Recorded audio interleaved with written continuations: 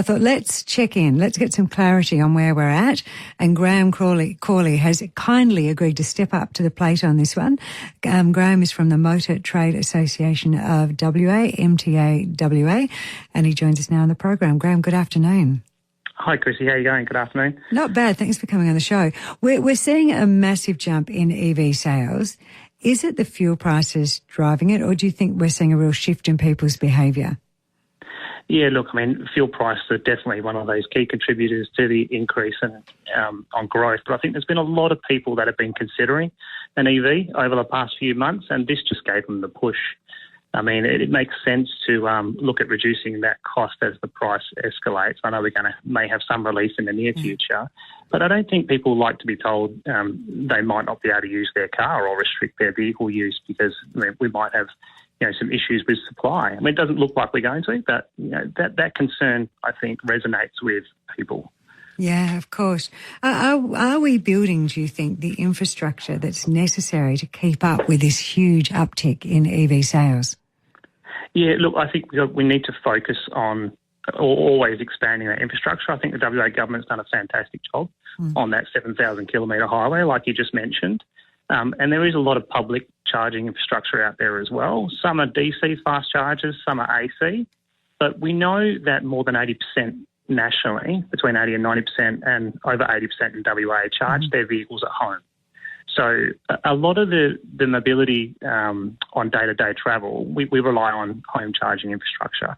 Only a small amount of consumers will rely on public infrastructure or the actual government charging.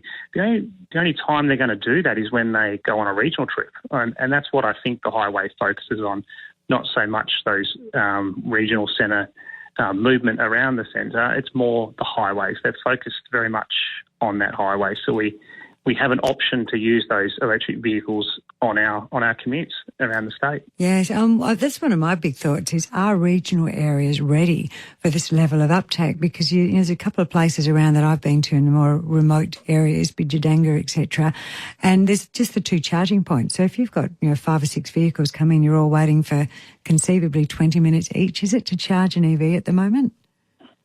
Yeah, and that's a fast charger. So even if it was 20, 30 minutes for a fast charger, some are doing it quicker, depends on the technology, but there's a lot that are doing it much slower. So I think what we need to have is that backup charging infrastructure as well, which doesn't exist in all those locations like you just mentioned. We might have a very good government fast charging infrastructure, but we don't have a slower AC charger, for instance, as a backup. I think what consumers need is that reassurance that there's more than one charging infrastructure when they get to a destination. Otherwise, they're going to be reluctant to travel. But certainly metro use and charging at home, I think we've kind of covered that gap. Although businesses need to take advantage of some of these grants that are out there and install these charging infrastructure, and you sort of help the government pave the way locally as well. So there are grants available for businesses. I didn't realise that. Yeah, particularly there's a driven rebate scheme on at the moment in WA. I mean, it does finish at the 30th of April, but it will restart in a new financial year. And that sort of pays, I think it's around $500 or $3,000 for a piece of charging infrastructure for businesses, automotive businesses and dealers and those sorts of things. So I think we're all in this to, sort of try and fill that gap as well with that charging infrastructure. So, I mean, you flagged a growing need for EV-trained technicians. What's the prep needed for that? Because I'm envisaging a shortage there as well. Oh, absolutely. I mean, we've got over 38,000 EVs registered in WA now. We sold more than 1,500 in the month that's just been, and this month will likely be another record month because a lot of vehicles weren't delivered in March and they'll be delivered through April. So with that, we have insufficient trained technicians to work on these vehicles. And although we're very busy upskilling right now, we're filling our courses in that upskilling the current industry, but they need more support on businesses need assistance with that sort of the cost of actually implementing a safe workplace to work on EVs because there's a lot of additional PPE and infrastructure they need as well. Of course. Your traditional mechanics, how easy is it for them to transfer across, or is it just a completely different ballgame? No, it's not a completely different ballgame. They are best placed to be upskilled. They certainly are, because you need that underpinning knowledge of motor vehicle. They still are a motor vehicle. It's just a different propulsion system. So there's some skill sets that exist, inspect and service and repair and diagnose, and we're delivering those currently. And when they've finished those units of competency, they are well and truly skilled to work on those vehicles. So that kid that I've got doing an apprenticeship with MTA WA at the moment, so full transparency, everyone, if I did choose to get an EV trained technician, by the time he's finished his trade, he should be fully competent in EV vehicles as well?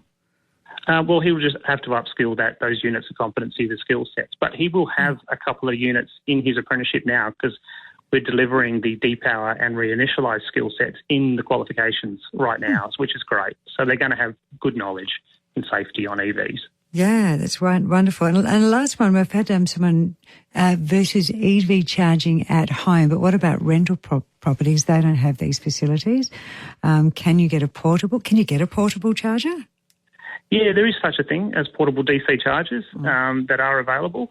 I'm not sure of the cost of those. I don't know if that's prohibitive to some of those renters, but certainly I think there's around 6% using charging infrastructure at their place of at the place of work. So there is that opportunity to charge at work. I know here we've got 85 kilowatts on the roof, and we've got some EV that some of our staff use to charge their vehicles during the day. Yeah, we don't here at 6PR. We're very modern in many other facets of what we do, but we are yet to have an EV charger downstairs. I'm interested to see if we'll do something like that. We've got the most fantastic facilities if you choose to ride your bike here. They're state-of-the-art. They really are beautiful.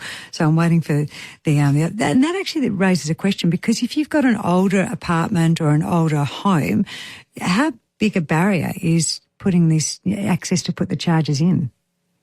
Yeah, and I think, look, AC chargers are the most simplest to have installed, because they can use existing infrastructure, and they are cheaper to install, but they're just not fast. So that they will sort of be charging overnight and on the weekends and those sorts of things. It is a bit more complicated with the DC fast chargers, but they're really more for that public use on the highways and things like that. So it's not too much of a barrier to get an AC charger installed at your house and sort of be charging your vehicle on the weekend or overnight. All right, so it sounds to me like the system needs to catch up. People have made the decision to start switching across, but the system and the infrastructure has to catch up. Is that my correct take on it? Yeah, I think we need the backup charging infrastructure, and that will come. And they've done it, like I say, the government's done a great job on building that backbone. And there's lots of public charging out there, but we just got to keep it going. We've got 38,000 vehicles and about 300 charging points. So you can see the gap there. If we all decided to go away on holiday on our EV, we might actually overcome those charging infrastructure. Yeah. The need will necessitate invention, I would suggest. Thank you so much, Graham. Appreciate your time today. No problems at all. Thank you. Bye. Graham Cawley, who's the General Manager, Membership and Industry Engagement at MTA WA, the Motor Trade Association. And that new data out yesterday saying that WA battery electric vehicle sales have grown 185.6% in the last 12 months. Absolutely massive. Do you worry